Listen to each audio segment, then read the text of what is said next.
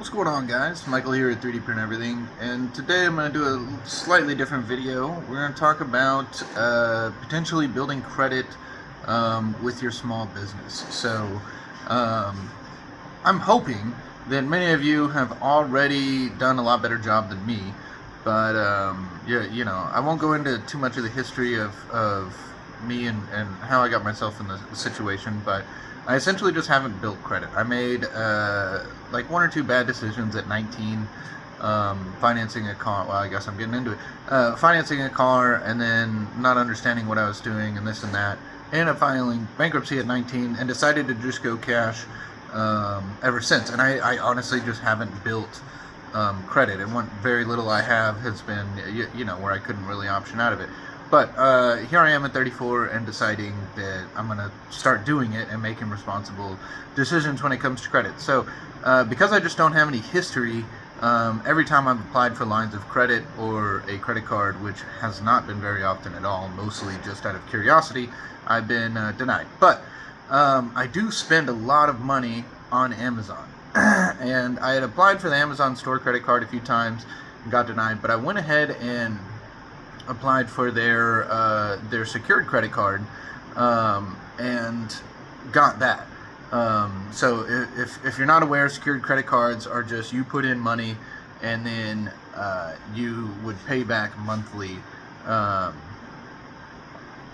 your balance, or you can pay it back immediately. And to me, I'm already spending this money. This money is already paid for essentially by the job and by the client, so I'm mostly buying filament and anything related to 3D printers on Amazon. But sometimes it can be upwards of $1,000 to $2,000 or more dollars a week, and that's where I kind of ran into something I wasn't necessarily expecting with this. So with the Amazon credit card, secured credit card, I started it with 200, then I loaded another 300 on it, then like 4 days later I loaded another 500 on it, so I'm at the max limit of 1,000.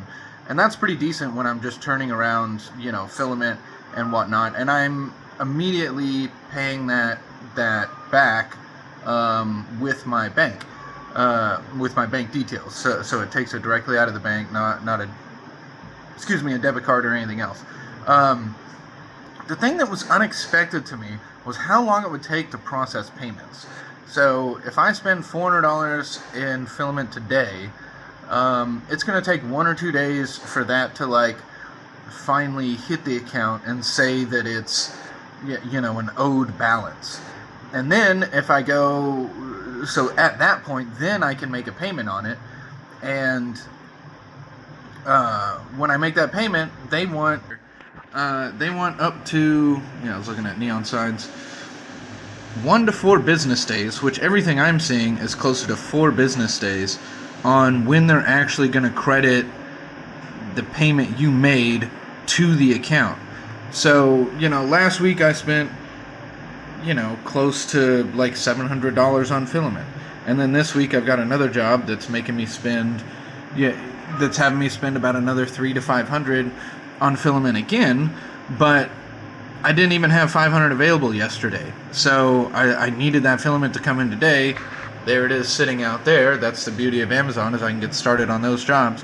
But the lag time of having to wait a day just so I could use this balance here is super lame.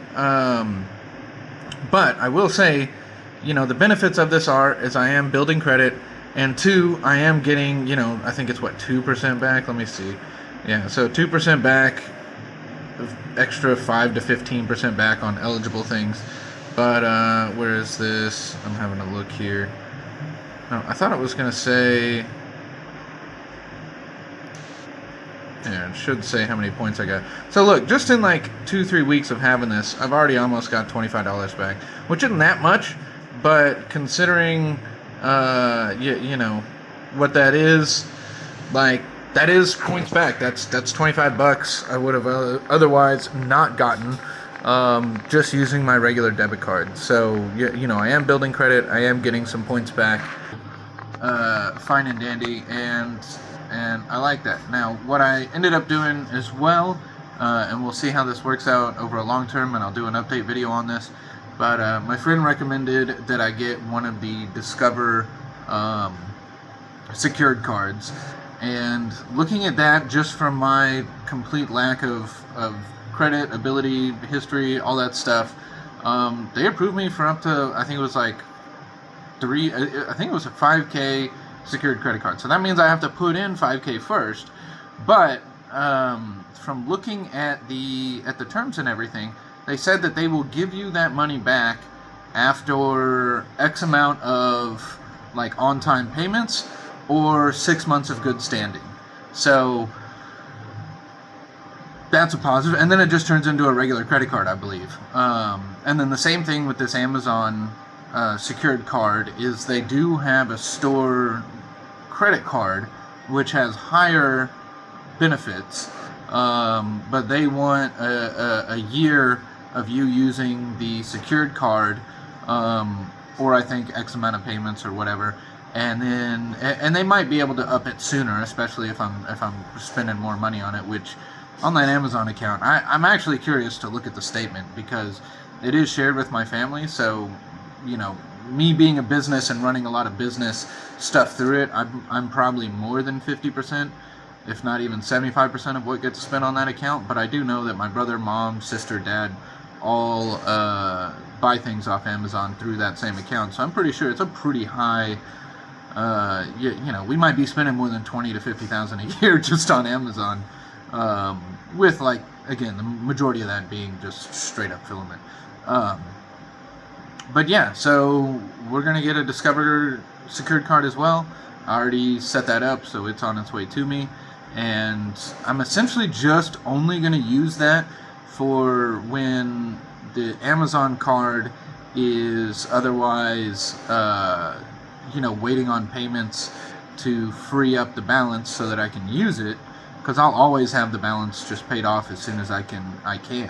I'll use the Discover one to also build credit on the same thing. So this isn't going to be used for anything but stuff that's already paid for that I can immediately throw back into the balance, that I can immediately, you know, pay off that balance and have good standing as far as credit goes.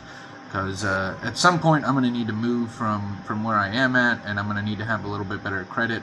I've never really needed credit for cards or for cars.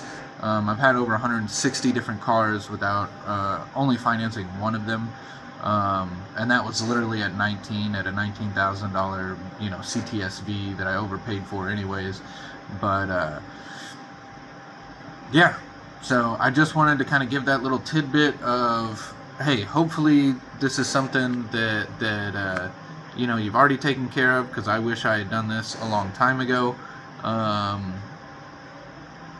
But now I am doing it, and hopefully I'm going to learn and gain something from that. And at the very minimum, you know, maybe this can be a slight wake-up call or recommendation to the people who have made it this far in the video that are like, you know what, that might be a good idea. Maybe I do put $200 to $500 in a secured Amazon card and use that just to buy filament. Obviously, you're going to need a little extra. I mean, like, yeah, you know, you get paid $1,000 for a job, and that's going to take you $100, $200 in filament. You know, put $300 to $500 of that in an Amazon card, and then you know, you might have to wait for that filament to come in. So maybe just go ahead and pay that one. But the next job that comes in, yeah, you know, a week later when you have that card and you can use it, because that's what it took was a week or less.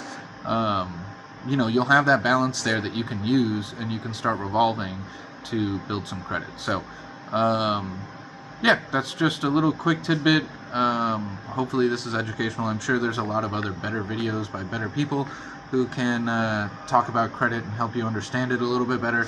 This is more or less just following my journey and potentially taking some advice from someone who is just running a 3D print business. We'll get that ladder out of here, but I'm about to hang up my speaker up there, so I'm excited about that. But anyways, guys, yeah, have a good day. Like, share, subscribe, all the cool stuff. And thanks for watching. Bye.